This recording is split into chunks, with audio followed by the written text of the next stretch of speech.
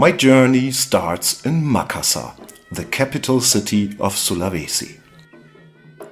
It is actually one of the most important international seaports of Indonesia.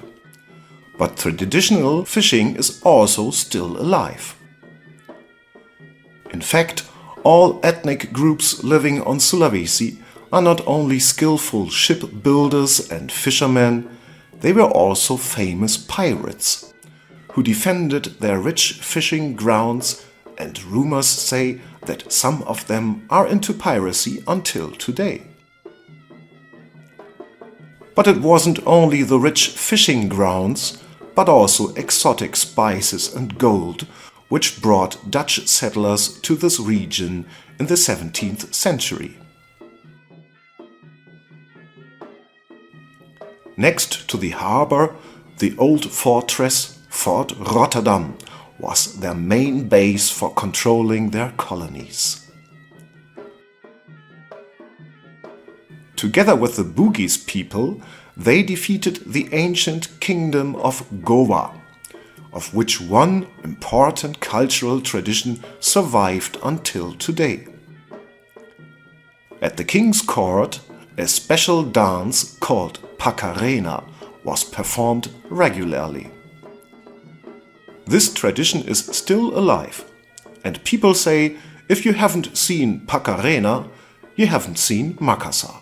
So, of course, I wanted to see this dance. And on the next day I was taken to a village called Jenitelassa, just a few kilometers outside of Makassar. In a small town hall, curious villagers gathered in order to see the foreigner who initiated the upcoming performance. The performance starts with a musical introduction of the ensemble.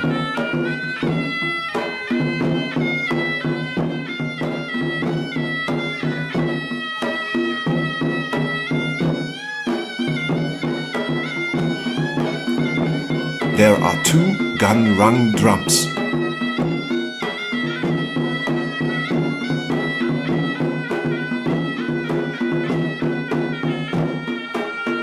The drummer in front is leading the ensemble and called Appalari.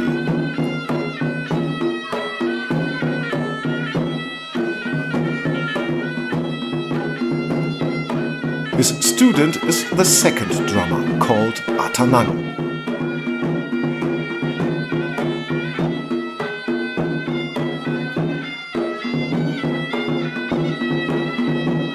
The main melody is coming from the reed instrument puik puik, which we will discover more closely later.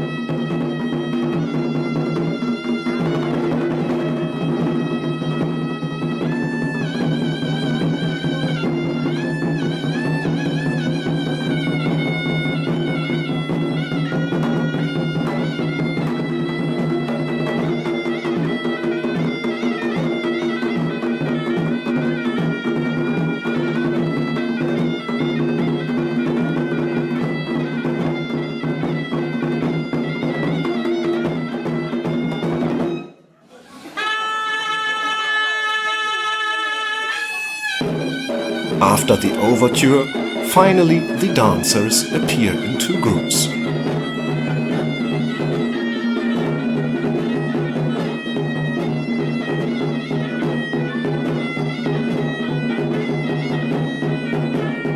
The slow movements of the dancers and their fans are in contrast to the wild music, which represents the contrast of female grace opposing the male gruffness.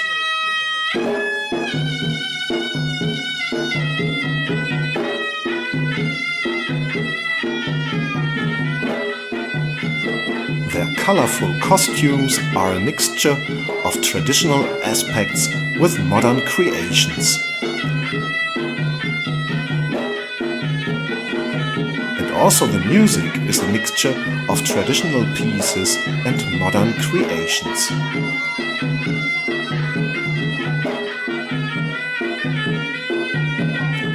The word kreasi describes how younger people try to create something new out of the old.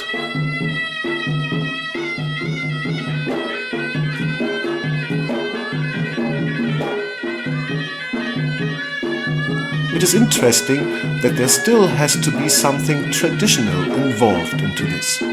If it's just completely new, it will not be accepted, as even the younger generations know a lot about their traditions and are very proud of it.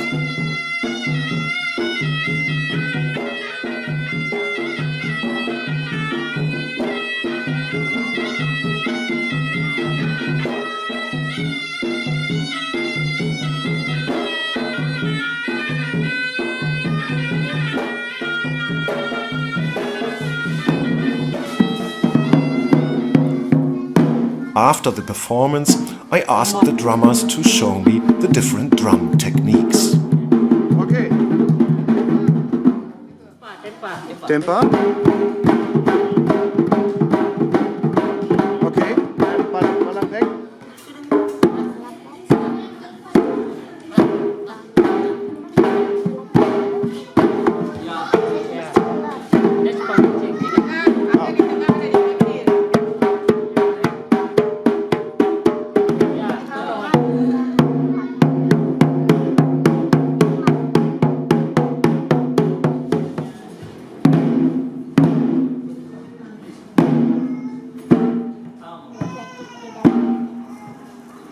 I was also curious where these drums come from and how much of the performance was traditional.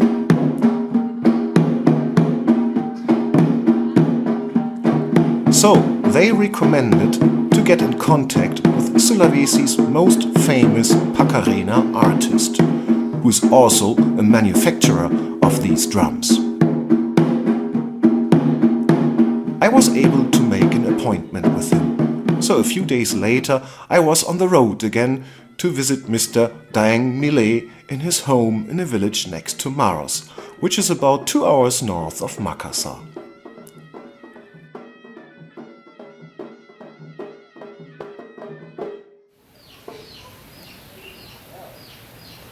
When we arrived, we could already see a lot of big tree trunks laying around.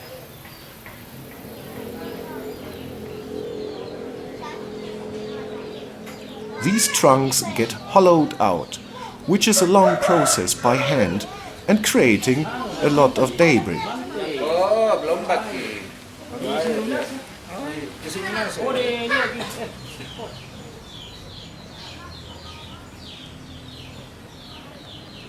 Once the body is ready, it is getting painted and a goat skin gets dried in the sun and finally attached to the body by ropes.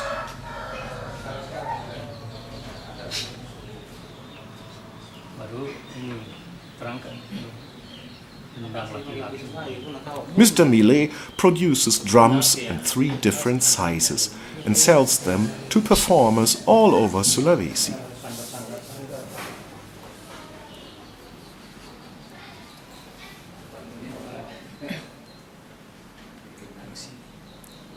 Inside the drum, little objects like stones, coins or rice corns are hidden as a symbol of luck for the player. So if you turn over the drum, it thus creates a rattling noise. I was surprised that Mr. Millet was so pleased about my visit that he invited his own Pakarena dance group in order to give a little performance in his home.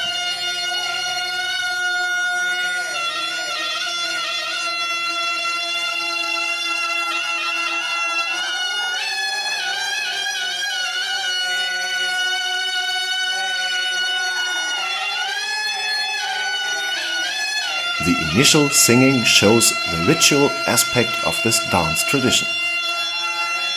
The performers evocate the ghosts to take part in the performance.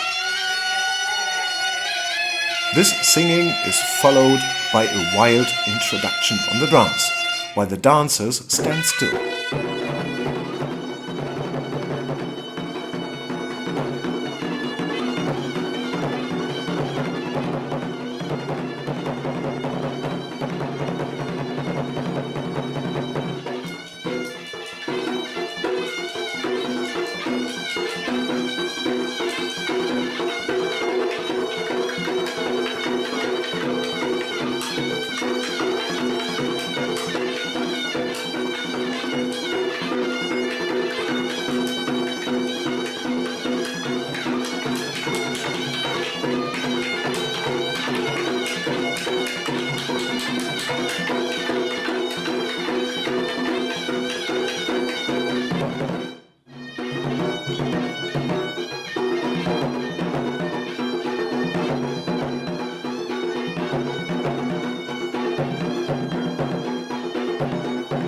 When the dancers start moving, I am mesmerized by the contrast of their slow movements to the wild and loud music.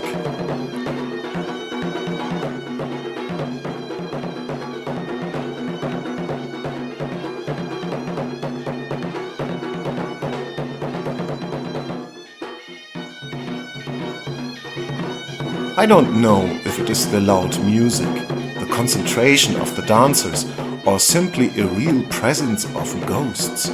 But the performance in this tiny room leaves me speechless and with goosebumps.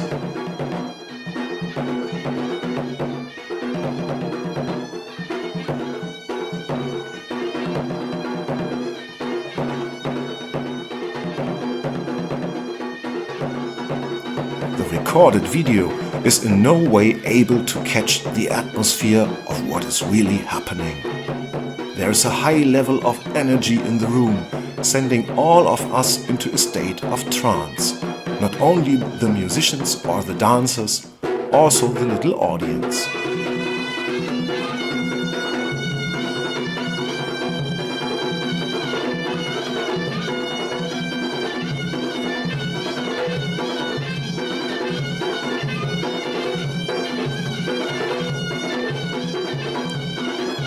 The wilder the drumming gets, the slower seem to be the movements of the dancers.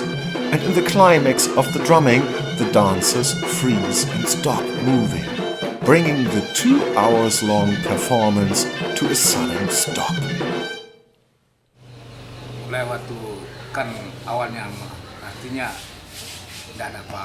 In an interview after the performance, Dang Mile points out how important it is to teach the younger generation, not only about the drum-making process, but also the ritual aspects of the Pakarena tradition.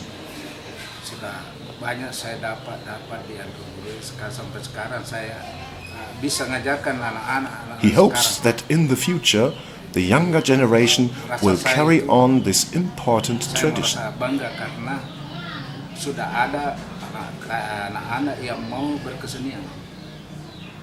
Kenapa senang? Dia senang karena dia orang-orang luar itu Unfortunately, Dang Mile died in 2021. So a great artist, teacher and supporter of this tradition is now gone. But his dedication will live on.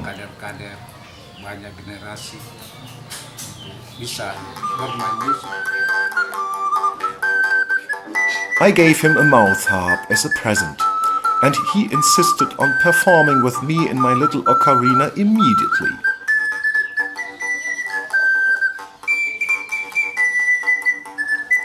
He was an open-minded person, always looking for fun, even with a stranger.